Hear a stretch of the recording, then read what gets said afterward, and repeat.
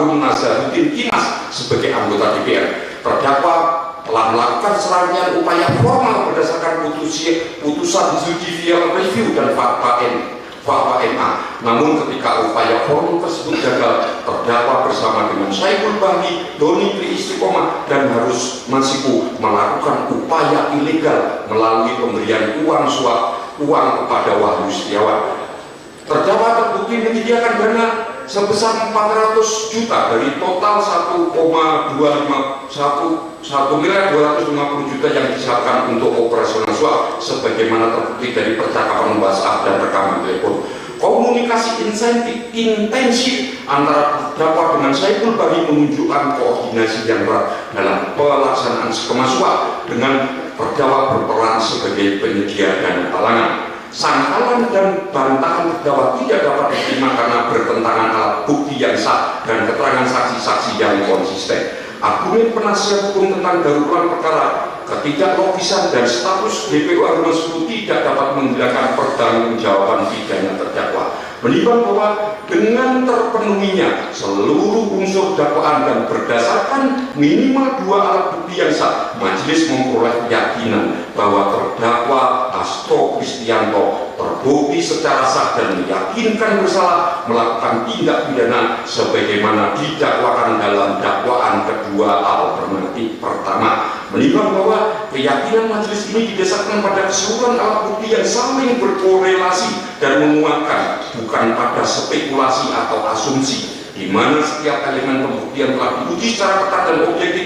sehingga menghasilkan kesimpulan hukum yang dapat dipertanggungjawabkan. Menimbang bahwa dalam pembelaan dan publiknya terdakwa mendalilkan bahwa dirinya mengalami berbagai tekanan politik sejak Agustus 2023, termasuk pelaporan terhadap wawancara terdakwa, undangan klarifikasi untuk kereta api, dan ancaman akan dijerat hukum jika tetap bersikap kritis. Bahkan terdakwa mendalilkan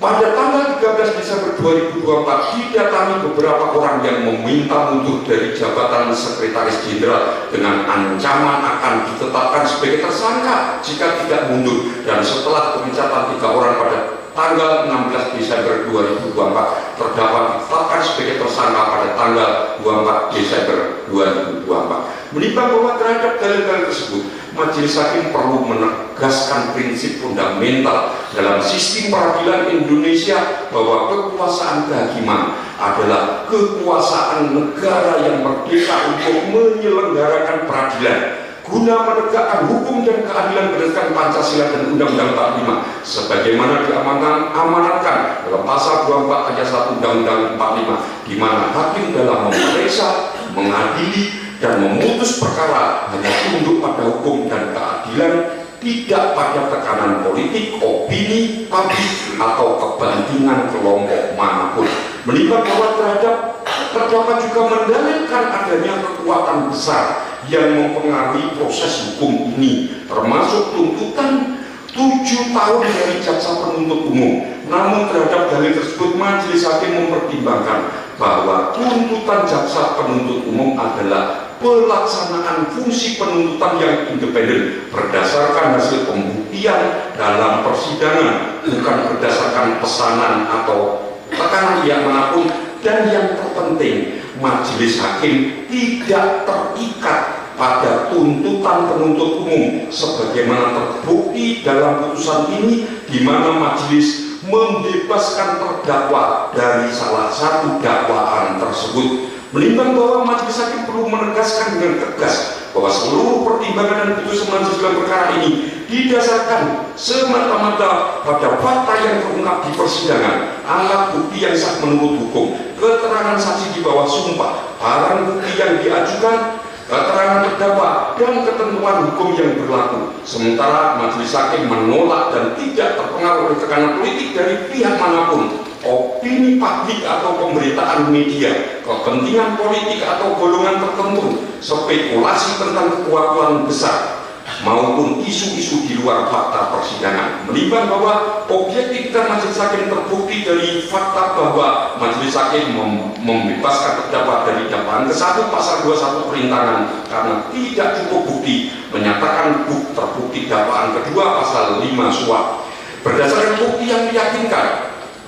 tidak otomatis menerima seluruh dakwaan JPU serta mempertimbangkan setiap pembelaan terdakwa secara cermat dan penasihat hukumnya yang menunjukkan bahwa majelis benar-benar independen dan objektif dalam menilai setiap aspek perkara. Menimbang bahwa majelis hakim perlu menggarisbawahi perbedaan konteks waktu yang sangat signifikan di mana tindak pidana yang didakwakan terjadi pada tahun 2019 sampai 2020, jauh sebelum terdakwa mengklaim adanya tekanan politik pada tahun 2023 dan 2024, dan penetapan tersangka pada 24 Desember 2024 adalah hasil dari proses penyidikan yang panjang, bukan reaksi sempotan terhadap peristiwa politik tertentu, sehingga kalaupun toh benar ada dinamika politik pada tahun 2024, hal tersebut tidak relevan dengan pembuktian pidana yang terjadi pada tahun 2019-2020. Menimbang bahwa majelis hakim menegaskan bahwa putusan ini didasarkan pada fakta-fakta konkret yang terbukti di persidangan, yaitu adanya upaya mengganti anggota DPR terpilih melalui jalur non prosedural, adanya komunikasi dan koordinasi dengan pejabat KPU, adanya penyediaan dan penyerahan dana kepada komisioner KPU, adanya pengakuan dari para pelaku yang terlibat, adanya barang bukti yang disita dalam OTT, serta adanya dokumen-dokumen resmi yang ditandatangani terdakwa, dan bukan berdasarkan tekanan politik yang diklaim kekuatan besar yang tidak jelas, dinamika politik tahun 2004 ataupun opini atau spekulasi belaka. Menimbang bahwa dalam menjalankan tugas mulia menegakkan keadilan, majelis hakim perlu menyampaikan beberapa prinsip yang menjadi pedoman dalam memutus perkara ini.